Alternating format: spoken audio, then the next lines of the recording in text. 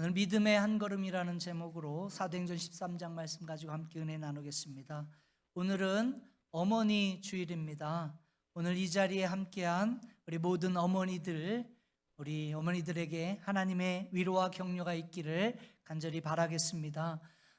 이 세상에서 가장 아름다운 단어를 뽑으라면 아마 어머니라는 그러한 단어일 것입니다. 왜냐하면 어머니들의 그 희생적인 사랑 때문이겠죠. 자신은 굶어도 자식들은 먹여야 하기에 지치고 힘든 몸 이끌고 나가서 일하셨던 그 어머니들, 어머니의 그 사랑, 우리는 지금도 기억하고 있는 것입니다.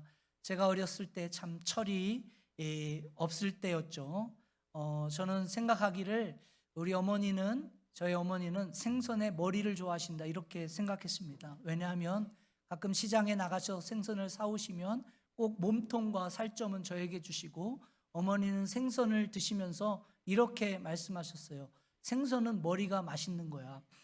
그래서 저는 생선이 머리가 맛있는 줄 알고 이제 우리 아이들에게 이제 생선 있을 때 머리를 먹어봤습니다. 진짜 맛있는 줄 알고 맛이 정말 없었습니다. 그런데 결혼하고 저희 아내가 동일하게 우리 아이들에게 그러고 있더라고요.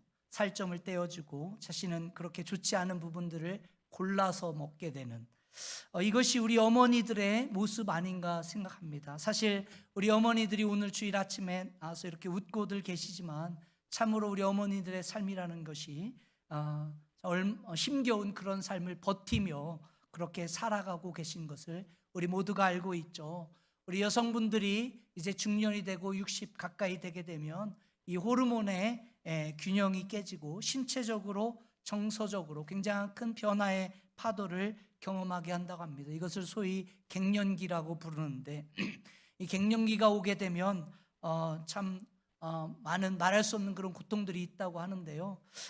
한 집에 사춘기의 아이와 중이와 갱년기의 엄마가 있었다고 합니다. 둘이 스파크가 터졌는데 누가 이겼을까요? 갱년기의 엄마가 이긴다는 그러한 일도 있다고 합니다. 그 정도로 쉽지 않은 것이 그런 것인데, 여러분 그러한 연세가 되면, 나이가 되면 사회적인 그 시각에 비해서 자신의 시계가 굉장히 뒤처져 있다라는 그러한 생각에 심한 또 우울증을 겪으며 살아가게 된다라는 거죠.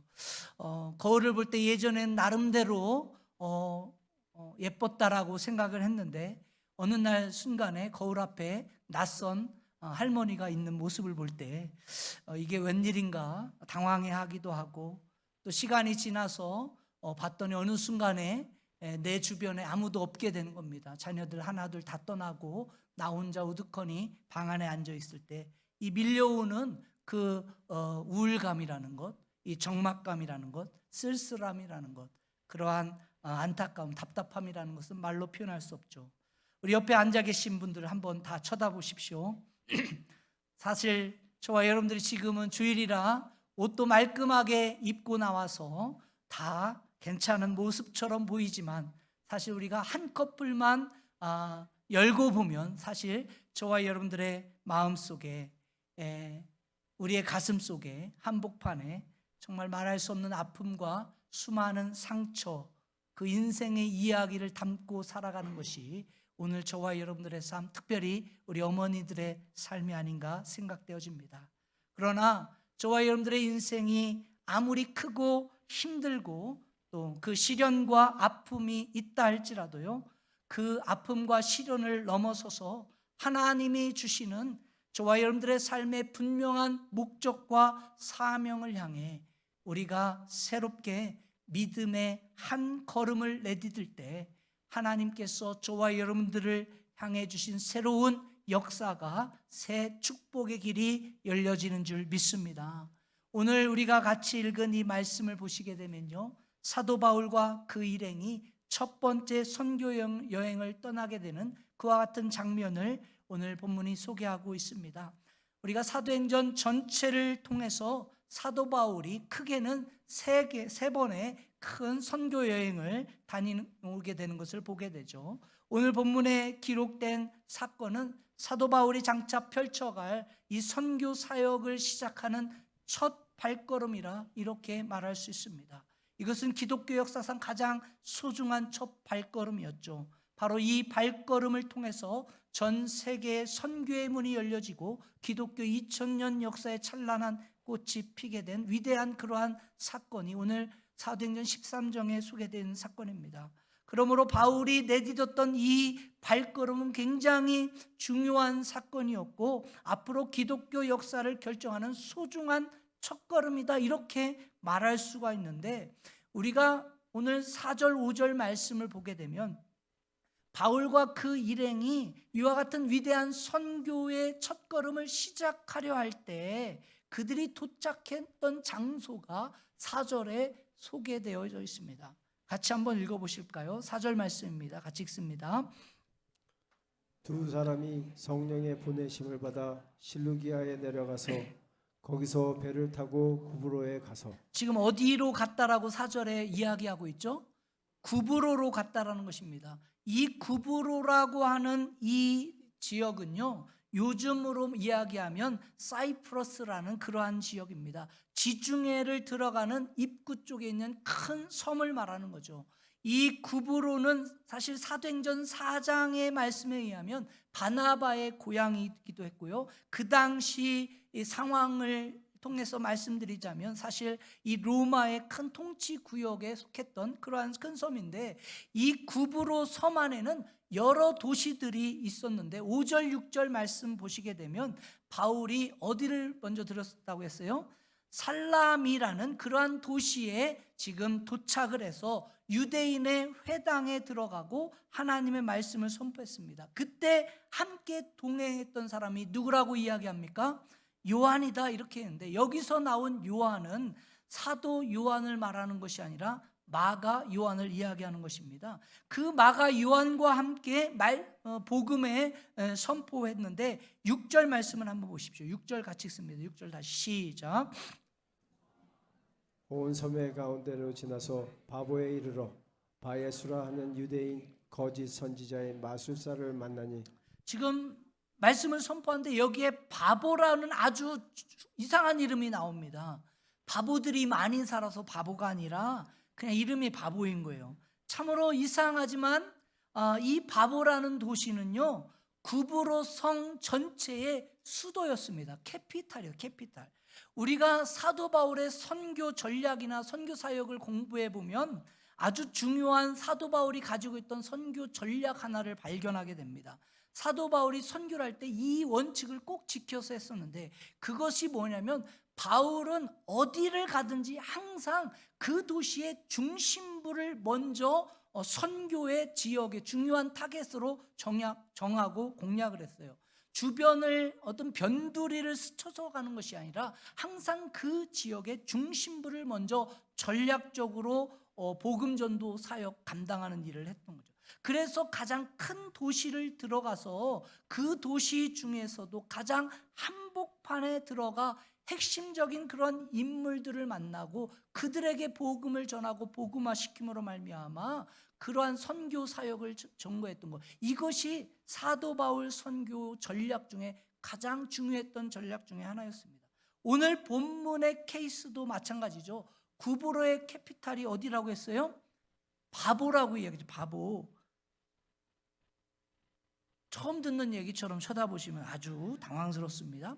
이 바보 캐피탈에 들어가서 지금 누구를 만났다고 성경이 이야기합니까? 총독을 만나, 총독. 로마 총독에게 복음을 전해서 그 사람을 변화시키면 그 도시와 그 섬 전체가 복음화되는 것은 시간 문제다. 바울은 이렇게 전략을 짜고 그렇게 알고 있었죠. 그렇기 때문에 지금 총독에게로 가서 복음을 전하기 위해서 다가서려고 하는 거예요. 그런데 여기에 한 가지 문제가, 장애가 지금 봉착하게 된 거예요. 어떤 문제가 있습니까?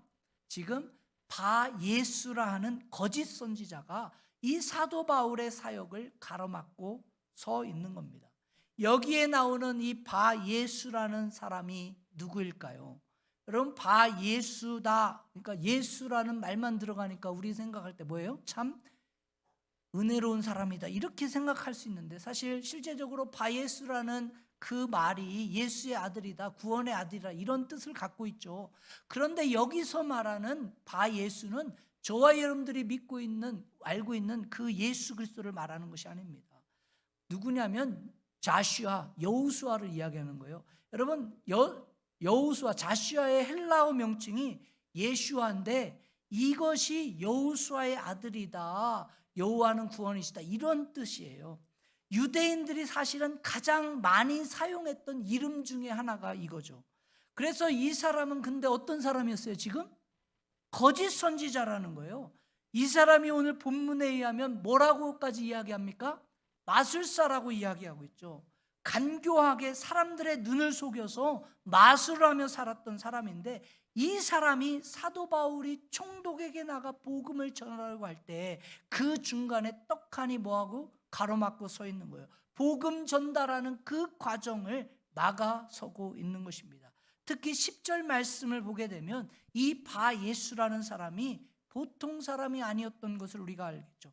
아주 강력한 강적이다 이렇게 부를 수 있는 것입니다. 10절 말씀을 한번 읽어보실까요? 10절 시작.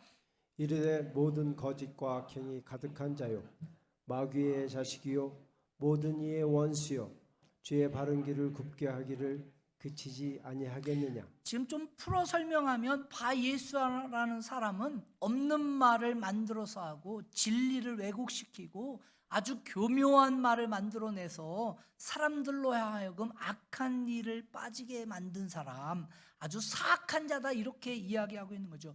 이와 같이 악한 자가 바 예수라는 사람이었는데 이 악한 자가 8절에 보게 되면 바울과 총독 사이에 들어와 가지고 예수 그리스도의 진리의 복음이 전달되는 그러한 것들을 가로막고 전달되지 못하도록 막아선 것이죠. 8절 말씀 읽어봅니다. 시작. 이 마술사 엘루마는 이 이름을 번역하면 마술사라. 그들을 대적하여 총독으로 믿지 못하게 힘쓰니. 총독으로 믿지 못하게 힘썼다라는 거예요. 지금 이 순간은 사실 이 사도 바울의 선교 사역에 있어서 아주 중요한 순간이 아닐 수 없는 것입니다. 만일 여기에서 사도 바울이 내가 복음 증거하는 것이 막혔으니까 한 발짝 뒤로 물러서자 하면은 지금 사실은 이방 선교 사실 시작도 해보지 못하고 그냥 자초되게 되는 그와 같은 상황이었죠. 어떻게 보면 사도 바울의 모든 선교 사역이 완전히 흔들릴 그와 같은 가능성이 많았던 그런 상황입니다. 사도 바울이 이 사실을 알았을까요? 몰랐을까요? 알았기 때문에 절대로 뒤로 물러서지 않고요. 오늘 9절에서 11절 말씀 보면 뭐라고 지금 사도 바울이 어떻게 나가고 있는가 같이 한번 읽어봅니다. 시작. 바울이라고 하는 사울이 성령이 충만하여 그를 주목하고 이르되 모든 거짓과 갱이 가득한 자요 마귀의 자식이요 모든 이의 원수요 주의 바른 길을 굽게 하기를 그치지 아니하겠느냐. 보라 이제 주의 손이 내 위에 있으니 내가 맹인이 되어 얼마 동안 해를 보지 못하리라 하니 즉시 안개와 어둠이 그를 덮어 인도할 사람을 두루 구하는지라.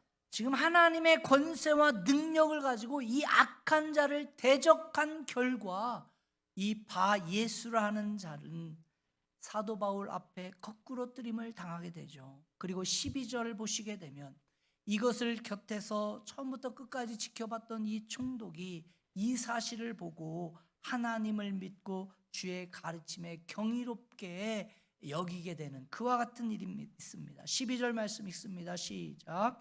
이에 총독이 그렇게 된 것을 보고 믿으며 주의 가르치심을 놀랍게 여기니라.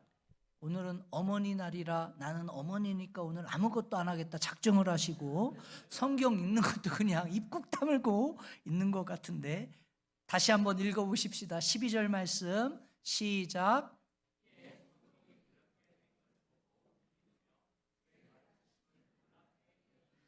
여러분 여기에서 사도 바울의 첫 사역에 아주 중요한 모멘텀이 형성된 것을 보게 됩니다. 하나님께서는 이 사도 바울을 파송해서 세계 선교라는 큰 축복의 문을 열길 원하셨는데 지금 악한 사단 마귀 대적이 그 첫 관문을 막아선 것이에요. 이것을 막아야만 복음 증거가 가로막힌다. 이것을 알았기 때문에 필사적으로 지금 악한 세력들이 사도 바울의 이 복음 증거를 막아선 것인데, 그러나 바울은 거기에 굴하지 않고 그 대적을 믿음으로 정복하고 오히려 믿음으로 한 걸음 앞으로 내디딘 결과 여러분 어떻게 됐습니까?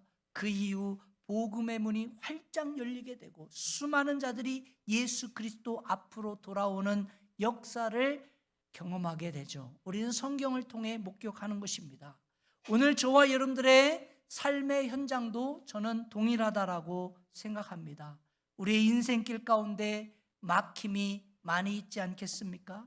특히 우리가 믿음으로 살려고 할 때, 정말 하나님 앞에 믿음의 결단을 하고 믿음으로 한 걸음 나가려고 할 때 수많은 막힘이 있음을 경험하게 되죠. 여러분 그런 경험 해보신 적 없으세요? 이제 은혜 받고 자, 믿음 생활 열심히 하자 하면 꼭 그때 뭐가 일어나? 문제가 생겨요. 갑자기 복병들이 드러납니다. 이제 맘 잡고 교회 열심히 나가자 마음 먹으면, 예배 잘 드리자 마음 먹으면 그때 꼭 뭐예요? 발을 다치던가 손을 다치던가 문제가 생기죠. 새벽 예배 이제 한번 결심하고 나가자 하면 꼭 그때 몸이 아파옵니다.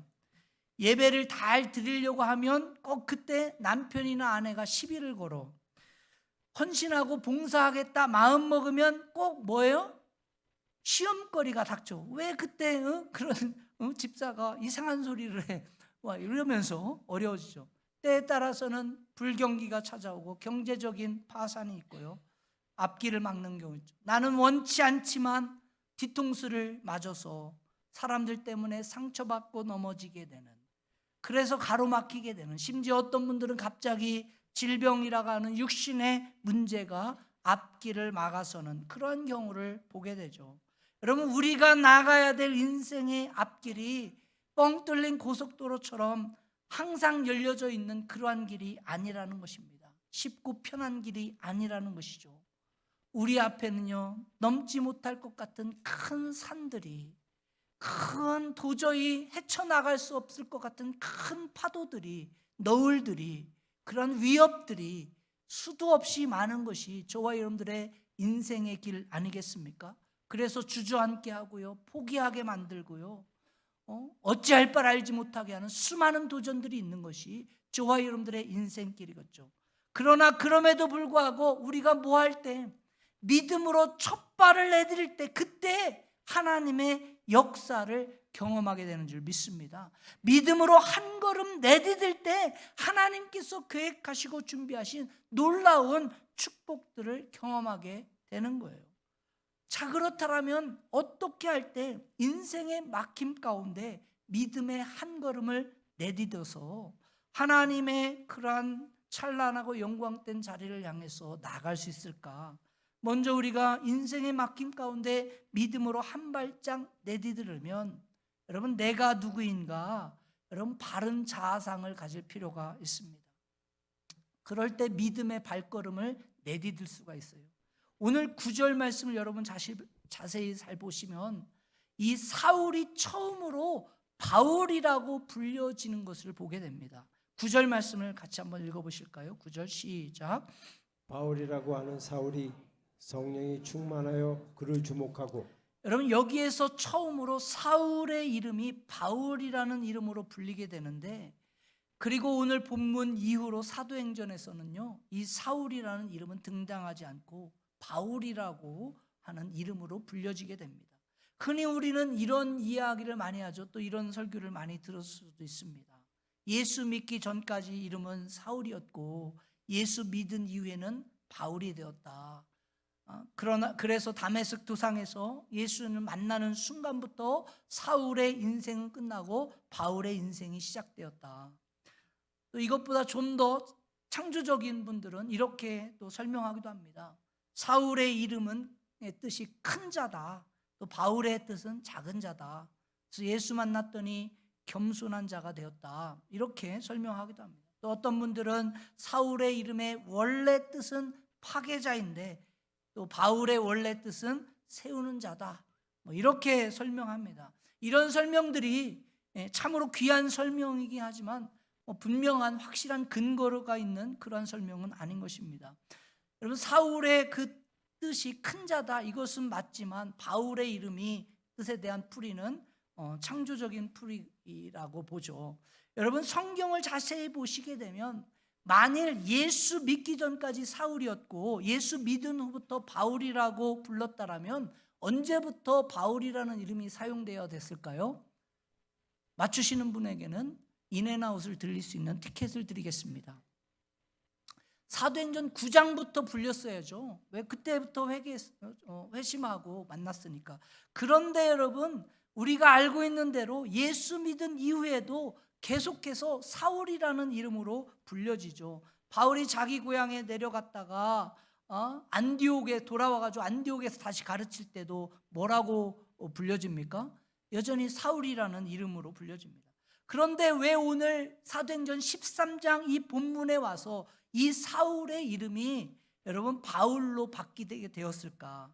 여러분, 이것은 사도 바울의 어떤 개종의 사건과 관련이 있다기보다는 바울에게 주어진 새로운 사역과 관련이 있음을 우리는 알 수 있는 것입니다. 결론부터 말씀드리자면 여러분, 사울이라는 이름은 유대식 이름이고요, 바울이라는 이름은 로마식 이름인 거예요. 그러므로 사도 바울이 이제 어디를 향해서 지금 선교를 향해 떠나려고 하는 겁니까? 이방인들을 접촉하고 이방 선교를 향해 떠나려는 그와 같은 지금 단계에 있는 거예요. 그러므로 유대식 이름인 사울보다는 모든 이방 사람들이 쉽게 받아들일 수 있는, 이해할 수 있는 로마식 이름으로 바꾸어 사용하게 된 것입니다.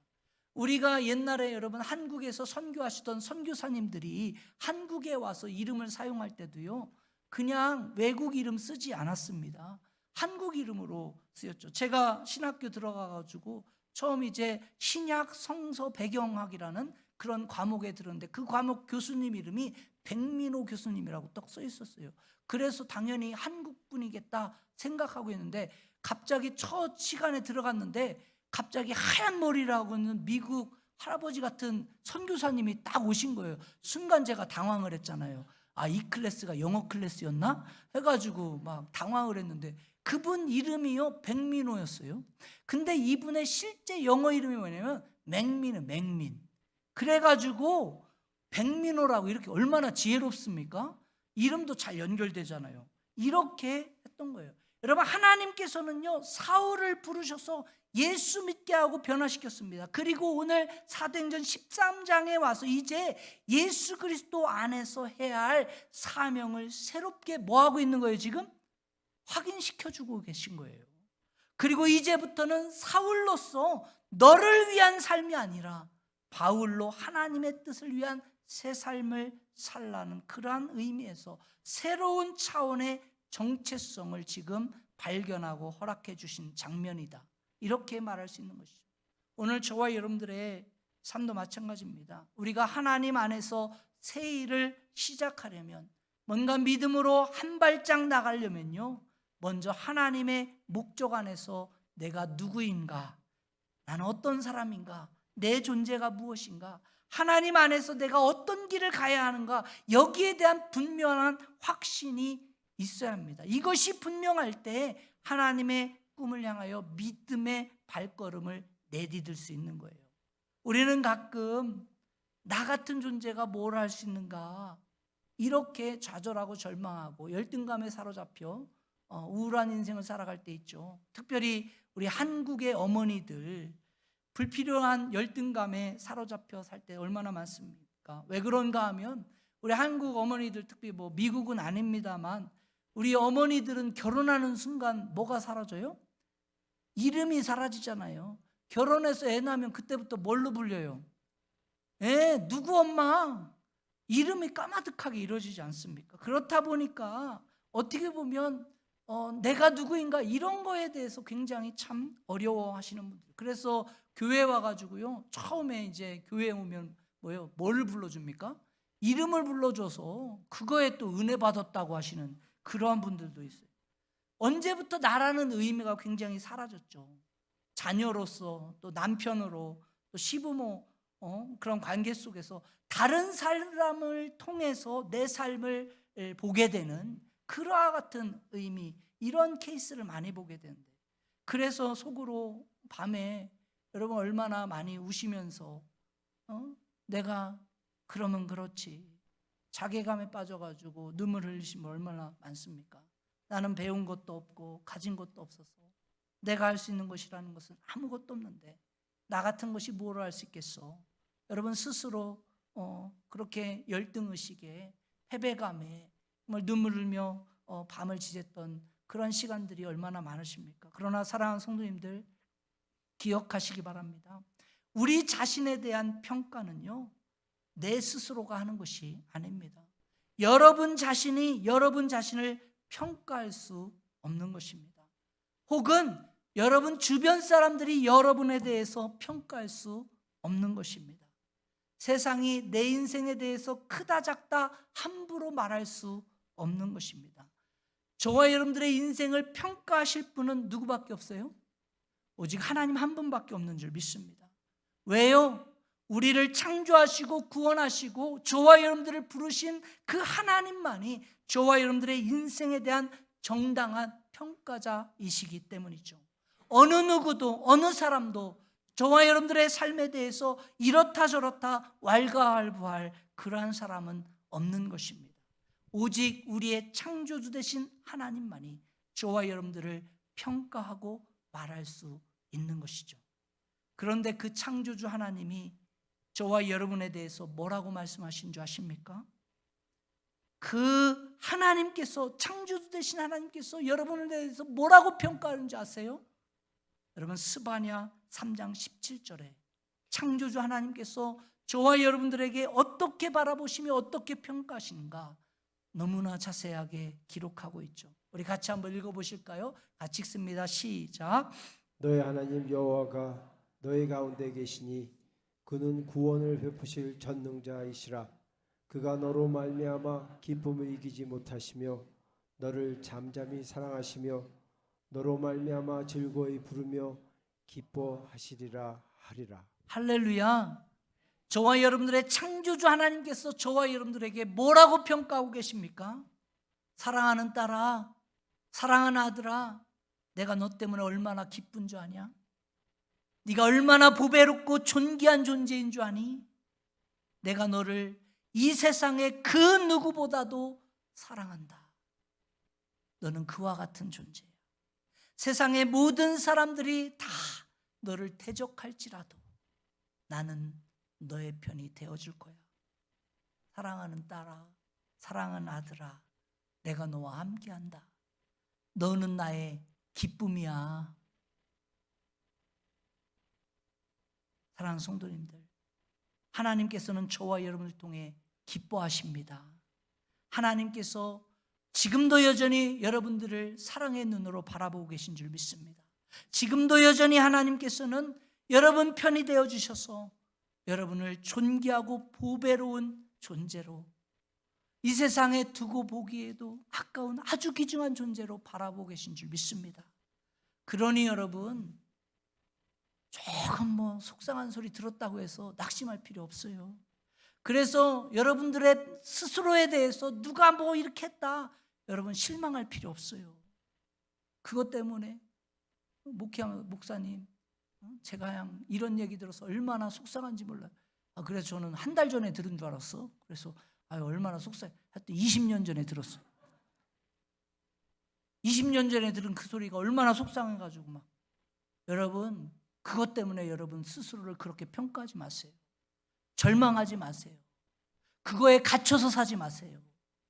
오늘 하나님이 뭐라고 얘기합니까? 내 사랑하는 딸아, 아들아, 네가 얼마나 보배롭고 존귀한 존재인 줄 아니? 내가 너를 기뻐한다. 여러분, 하나님이 여러분을 기뻐하신대요.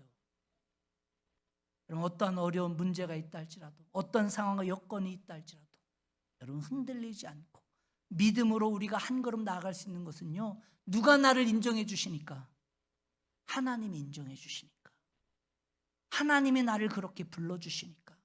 하나님이 나를 그렇게 지금도 사랑해 주시니까. 여러분, 그래서 믿음의 길 갈 수 있는 거예요. 한 걸음 더 나아가서 어떻게 할 때 믿음의 한 걸음 내디딜 수 있을까요? 성령의 임재가 필요합니다. 뭐가 필요하다고요? 성령의 임재. 여러분 9절 말씀 계속 보시면 바울은 이름만 바꾼 것이 아닙니다. 사울로 살아갈 때는 자신의 능력과 자신의 경험과 자신의 배경 가지고 살았는데 이제 바울이라는 이름으로 살아갈 때 그 삶의 능력의 원천 자체가 바뀌는 것을 우리가 보게 돼요. 그 능력의 원천이 오늘 성경이 뭐라고 이야기하고 있어요? 성령의 충만이다, 이렇게 밝히고 있죠. 9절 말씀을 다시 한번 같이 읽어보실까요? 읽습니다. 시작. 바울이라고 하는 사울이 성령이 충만하여 그를 주목하고. 여러분 성경 가운데 성령의 충만이다 말하는 것은요, 그리스도 예수 그리스도로 충만하다는 것입니다. 하나님의 말씀으로 충만하다는 그런 뜻입니다. 그러므로 성령이 충만하게 되면요, 말씀이 충만하게 되면, 그리스도가 우리 안에 충만하게 되면요, 우리는요 초자연적인 그 능력의 삶을 삽니다. 내가 생각할 수 없고 내가 계획할 수 없었던 하나님 차원의 그 능력의 삶을 살아가게 되는 거예요. 여러분 저와 여러분들의 인생을 살아가면서 일상적인 일들은 내 노력으로 내가 가진 힘으로 가능한 일 할 수가 있죠. 그런 경우가 있습니다. 여러분 열심히 공부하면요 좋은 학교 갈 수 있는 거예요. 또 이렇게 이야기했던 어떤 분이 와서 목사님 저는 열심히 해도 못 가겠던데요. 뭐 할 수는 없습니다만 아무튼 열심히 공부하면요 좋은 학교 가서 좋은 잡 얻을 수 있어요.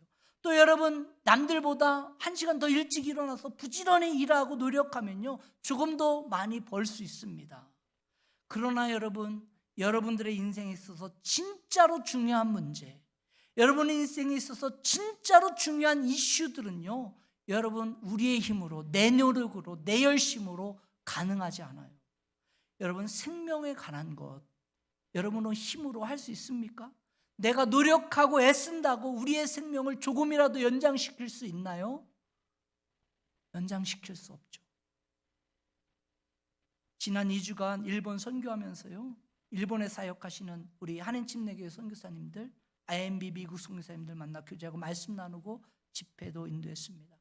동경 사랑의 교회가 창립 17주년 맞아서 전도 집회했습니다. 거기에 가서 선교비도 전달했고요.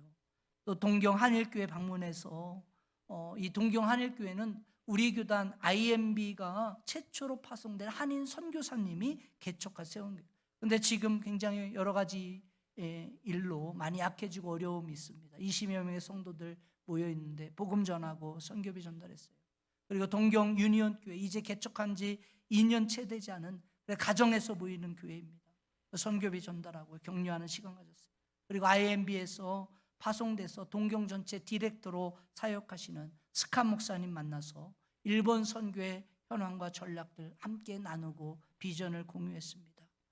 여러분 선교 사역 가운데 60 중반쯤 되신 일본에서 오래 선교하신 선교사님의 간증을 듣게 됐는데, 이분이 30년 전에 처음 일본 선교하기 위해서 먼저 이 남자 선교사님이 일본에 들어오신 거예요. 그리고 나서 이제 아내 되시는 그 선교사님도 오게 되는데 아들이 하나 있었습니다.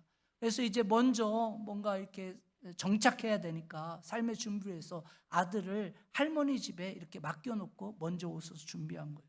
그러고 나서 몇 달 지난 후에 이제 아들을 데리러 가려고 한국에 갔는데, 그만 그 아들이 할머니하고 있었는데 교통사고로 세상을 먼저 떠나게 된 거예요. 다른 것도 아닙니다. 뭐 하러 가려고 한 거예요? 선교하려고 일본에 갔는데 아들이 교통사고로 먼저 죽게 된 거예요. 여러분 얼마나 이 선교사님 부부의 가슴이 무너졌겠습니까? 이 사건 통해서요, 이 선교사님은요 일본에서 죽어가는 영혼들 더 가슴 깊이 품고 사역을 감당하게 됐다는 그런 간증 들었습니다. 여러분 우리 생명에 관한 것, 내가 박사학위 가지고 있다고 해서 여러분 우리 생명을 연장시킬 수 있습니까? 내가 대통령이다, 내가 돈이 많다 해서 의리의리한 집에 산다고 해서 여러분의 생명을 연장시킬 수 있어요? 없습니다. 여러분 사람을 변화시키는 것, 여러분이 가진 노력으로, 여러분이 가진 실력으로 사람 변화시킬 수 있습니까? 제가요 목회하면서 정말 안타까운 것이 하나 있어요. 내가 가진 실력으로 사람을 변화시킬 수 있었으면 좋겠어요. 제가 설교했을 때 여러분들이 막 쓰러지고 막 변화돼서 막 기적이 일어나가지고 그랬으면 좋겠어요. 그러면 그냥 하나님 복음이 얼마나 쉽게 전하겠어요. 근데요, 그렇지 않아요. 제가요, 목사이지만 사람이 그렇게 안 변해요. 여러분 보세요.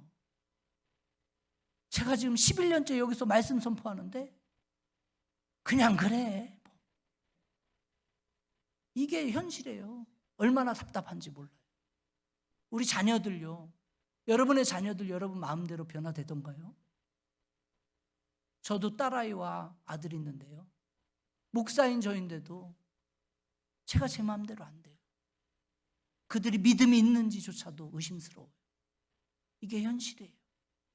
여러분, 우리의 노력과 힘으로 할 수 없는 게 있어요. 그것이 영적인 문제입니다. 악한 영들에 대한 것, 여러분 생명에 대한 문제예요. 그것은요, 여러분 노력한다고 내가 가진 힘으로 내가 가진 경험으로요 가능하지 않아요. 여러분, 이와 같이 나로서는 도저히 풀 수 없는 불가능이라는 이 문 앞에 서면 내 능력이 아닌 누구의 능력을 의지해야 할까요? 성령의 능력, 하나님의 능력밖에 없는 거예요. 오늘 우리 모두가 이 성령의 능력을 의지하고 경험하길 주님의 간절히 축원드립니다. 그 능력 붙잡고 정말로 절망의 문턱에 서 있는 저와 여러분들의 삶의 한복판에서 하나님 도와주십시오. 성령의 능력으로 붙잡아 주십시오. 기도하며 나아갈 때 왜 하나님께서 저와 여러분들의 그 응답하지 않으시겠습니까? 왜 성령 하나님께서 저와 여러분들의 그 연약함에 여러분 힘을 불어넣어 주지 않으실까요? 저는 믿습니다.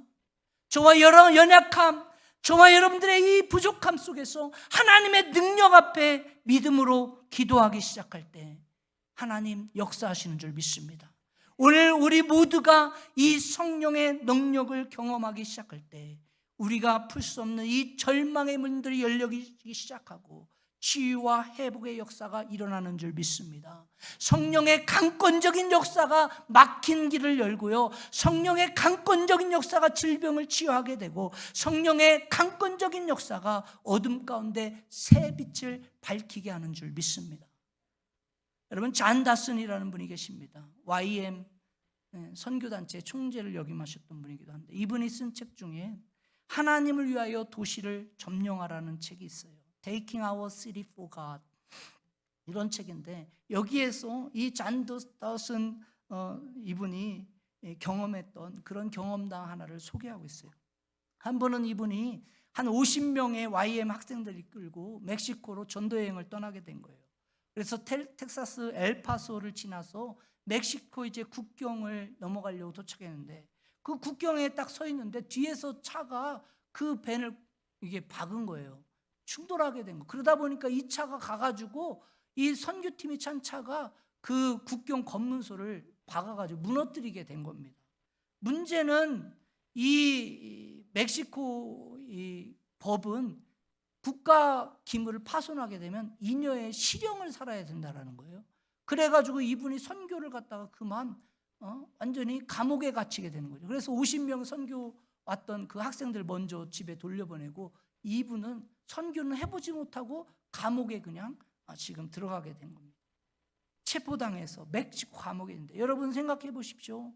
미국 감옥도 무시무시한데 뭐 안 가봐서는 잘 모릅니다만, 근데 여러분 멕시코 감옥 어떻겠어요?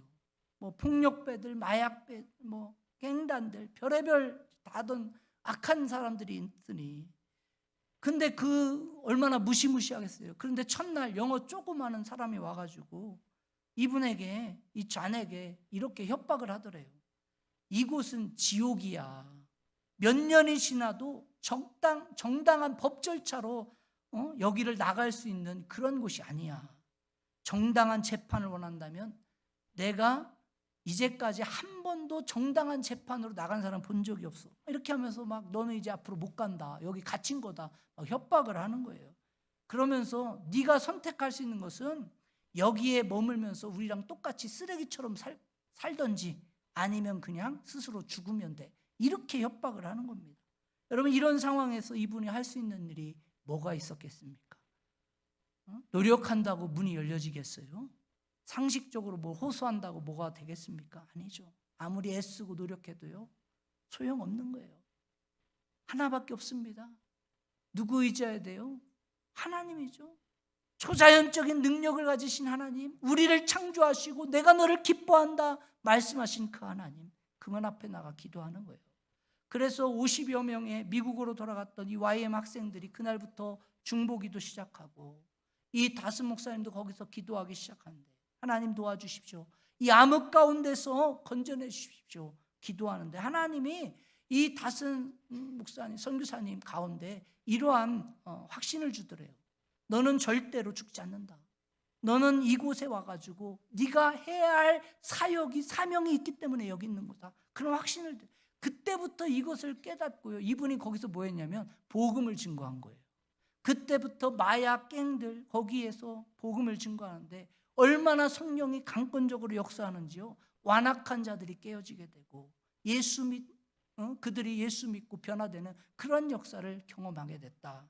이러한 이야기입니다. 근데 여기서 끝나지 않습니다. 이분이 그렇게 복음을 증거하고 있는데요, 중간에 풀려나게 된 거예요. 그래가지고 다시 미국에 왔는데, 이분이 그 다음 해에 다시 이 멕시코 교도소로 찾아갑니다. 이때는 죄수의 모양으로 간 것이 아니라 복음 증거하는 전도자로 다시 그 감옥에 가서 복음을 증거하게 됐다라는 그와 같은 간증입니다. 사랑하는 성도님들, 때로는 우리 앞에 우리가 감당할 수 없는 어려운 문제가 닥칠 수 있습니다. 상식적인 방법으로 도저히 풀 수 없는 인생의 문제들이 우리 앞길을 막아설 수도 있죠. 그러나 성령 하나님께서 하나님의 성령의 강권적인 초자연적인 능력으로 우리 가운데 붙잡아 주시면 우리 다시 일어나는 줄 믿습니다. 믿음으로 한 걸음 나아가게 되는 줄 믿습니다. 로마서 8장 35절에 하나님이 저와 여러분들을 주신 확신의 말씀이 무엇입니까?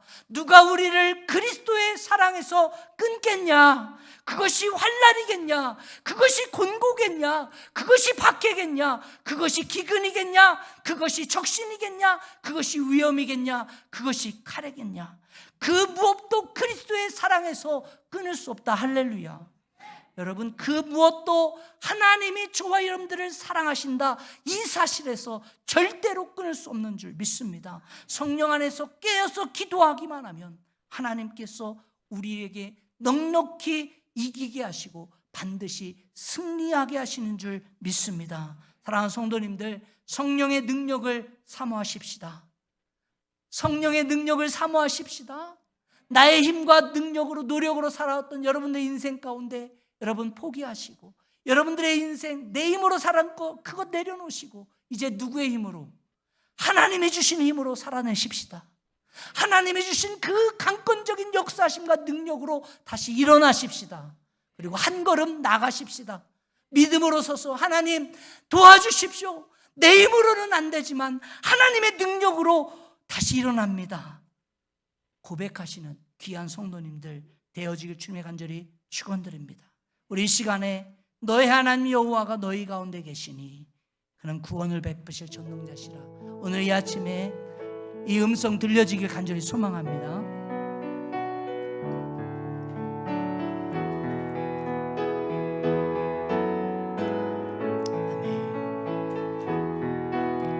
아멘. 너의 하나님 여호와가 너의 가운데 계시니 그는 구원을 베푸실, 그는 구원을 베푸실 전능자시라.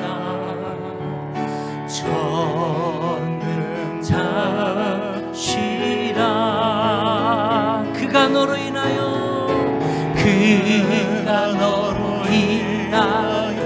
기쁨을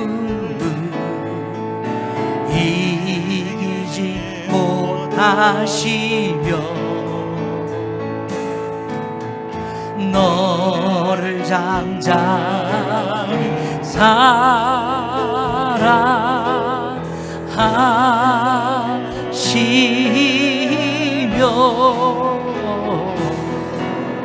즐거이 부르며 기뻐 하시. 다시 한번 고백하실까요? 너의 하나님 여호와가 너희 가운데 계십니다. 너의 하나님 여호와가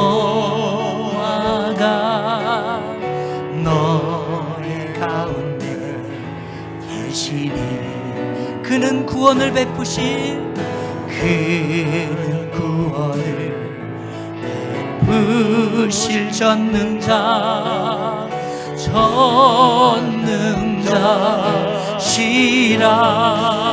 그가 너로 인하여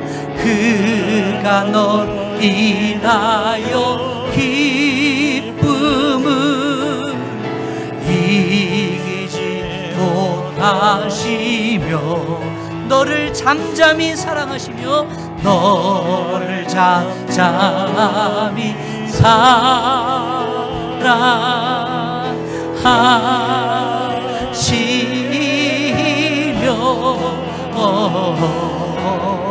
즐거이 부르며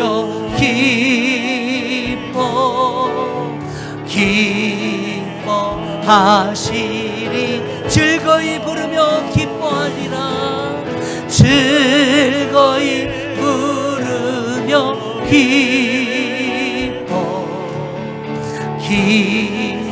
기뻐하시리. 우리 이 시간 같이 머리 숙여 한번 기도하십시다. 오늘 이 아침 우리 기도할 때 하나님, 내 인생에 문제가 없이 도와주십시오. 문제가 사라지게 도와주십시오. 이렇게 기도하기보단 하나님, 비록 내 앞길을 가로막는 수많은 대적들이 있고 문제가 있고 고통이 있고 아픔이 있고 상처가 있겠지만 하나님, 믿음으로 한 걸음 내딛게 도와주십시오. 하나님, 비록 내 앞길이 막혔지만 사업의 문제로, 직장의 문제로, 자녀의 문제로, 배우자의 문제로, 건강의 문제로, 경제적인 문제로, 수많은 문제로 막혀있지만 그러나 하나님 함께 하시고 성령님 도와주시면 이 모든 것, 막힌 것 열려지는 줄 믿습니다. 믿음의 한 발짝 내딛는 믿음의 결단 있게 도와주십시오.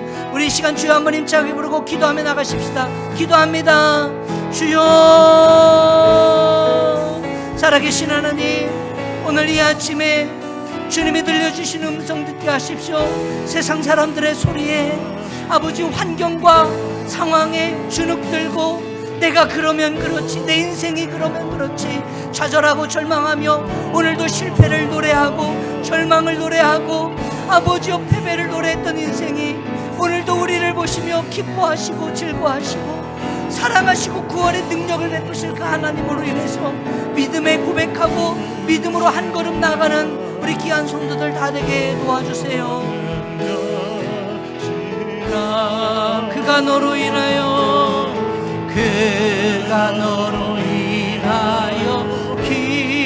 기쁨을 이기지 못하시며 너를 잠잠히 사랑하시며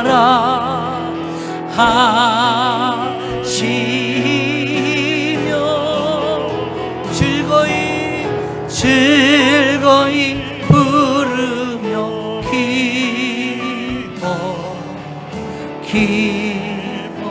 기뻐하시리라. 즐거이 부르며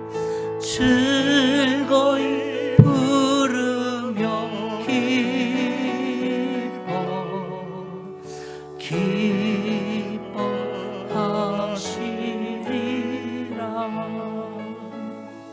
사랑의 하나님, 오늘 이 아침에 주신 말씀 붙잡고 기도합니다. 하나님, 우리를 보시며 기뻐하신 줄 믿습니다. 세상의 소리가 아니라, 나에게 처해진 환경이 아니라, 상황이 아니라 그것이 나를 규정하고 그것이 내 인생이다 말하는 것이 아니라 오늘 하나님이 보시며 내가 너를 사랑한다, 내가 너를 구원했다, 그 하나님의 음성 듣고 믿음의 길 걸어가는 우리 귀한 성도들 다 되게 도와주세요. 예수님 이름으로 기도합니다.